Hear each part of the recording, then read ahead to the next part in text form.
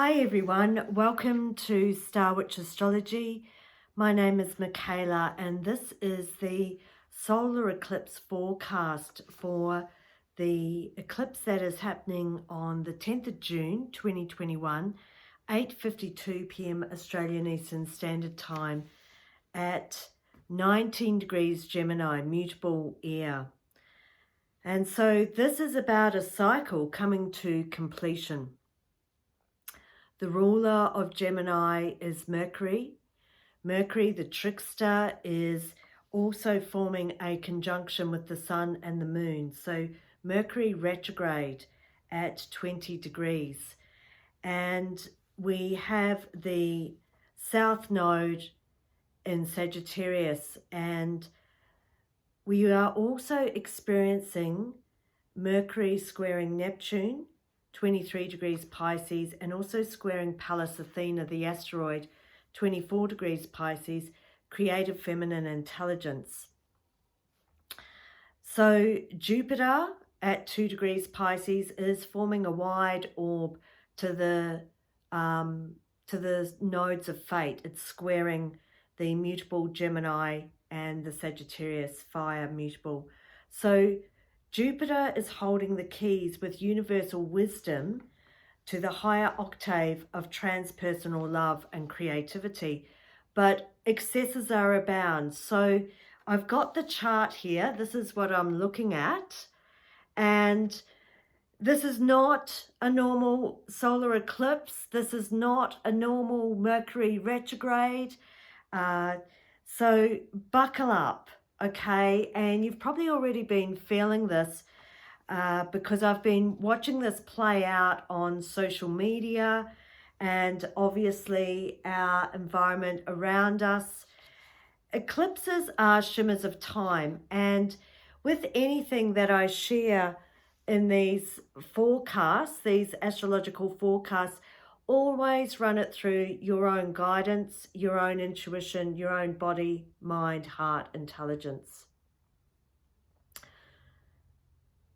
Personally, I follow the ancients unless an eclipse energy calls to me differently, and I would be clearing out the closets of the psyche before we actually go into the eclipse energy.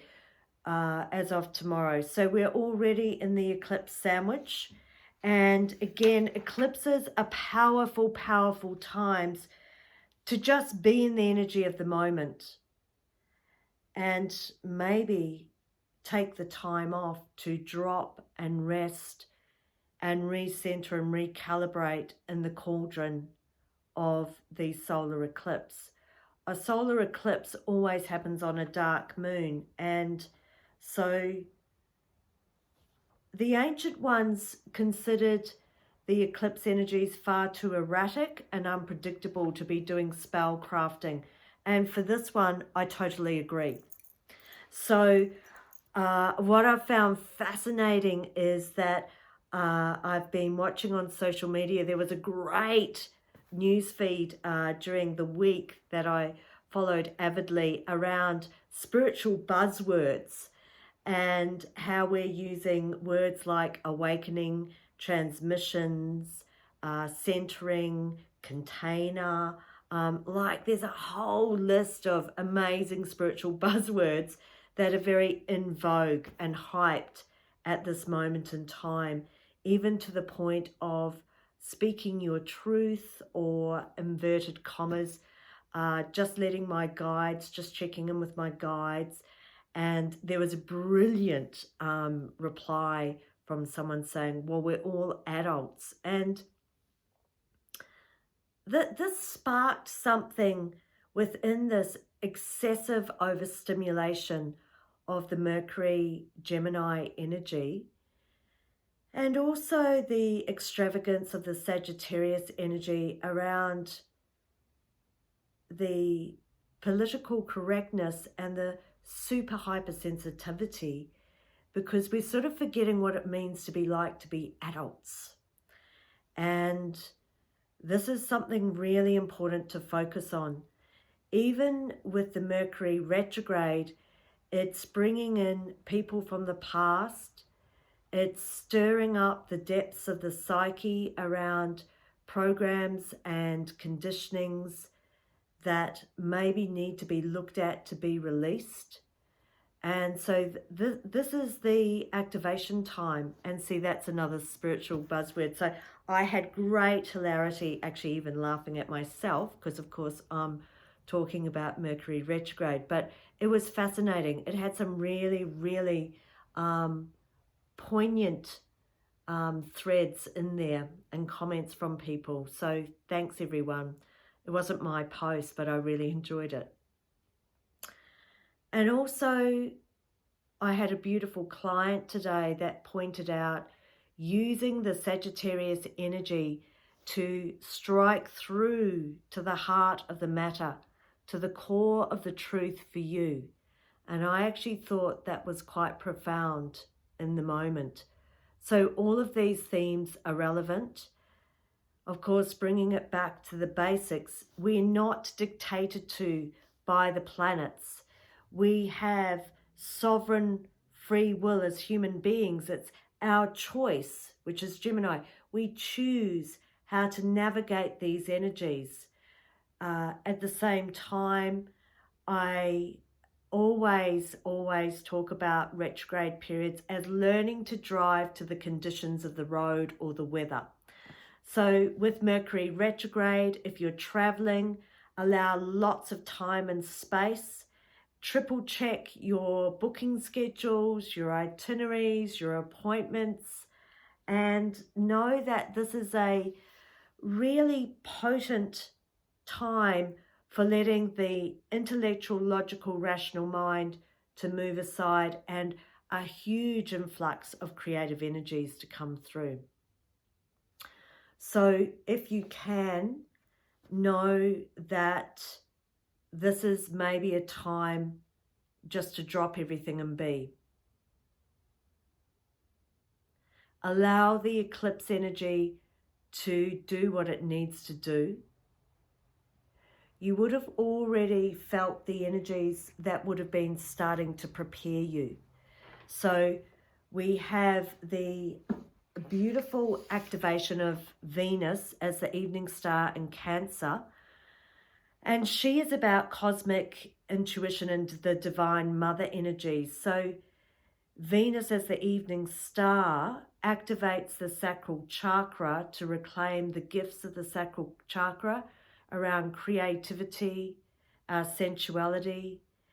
And she's activating with the crescent moon at 11 and 12 degrees Cancer on Saturday night, the 12th of June. So after sunset, if you can ideally look out to the west, you will see the crescent moon and Venus as the bright evening star. And so she's activating the sacral chakra for the next lunar month. I will be doing a separate special forecast on this, so stay tuned. Also on the eclipse, Mars, the warrior energy of motivation and chi and life force and activation, is at 29 degrees Cancer, an anaretic karmic degree. Mars will be separating from that volatile opposition from Pluto in Capricorn that we've been experiencing over the last few days, especially last weekend. So coming home to ourselves, it's a really instinctual time to release any old threads of ancestral wounding around our self-identity, our motivation, what we need to action for ourselves. And then Mars is activated in the zodiacal sign of fixed fire, Leo, on Friday the 11th of June. So we have some really strong planetary shifts after the eclipse. So eclipses are about letting go of the past, because it is about the moon and the relationship with the sun and the earth, and detachment of old beliefs and programs. especially because Jupiter, as I mentioned before, is squaring the nodes of fate. So self-responsibility is the key here, as negative self-looping can keep us stuck in familiar patterns. Excuse me. So communication.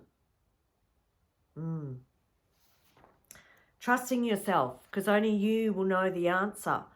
So what I would invite you to do is to maybe look at this today, tonight, allow the rest to happen over the eclipse, and then use the energies to make the change, to let the dust settle over the eclipse and then bring in the change. So bring in the change when we are in the activation of Mars in Leo on Saturday, and then Venus also activating the sacral chakra.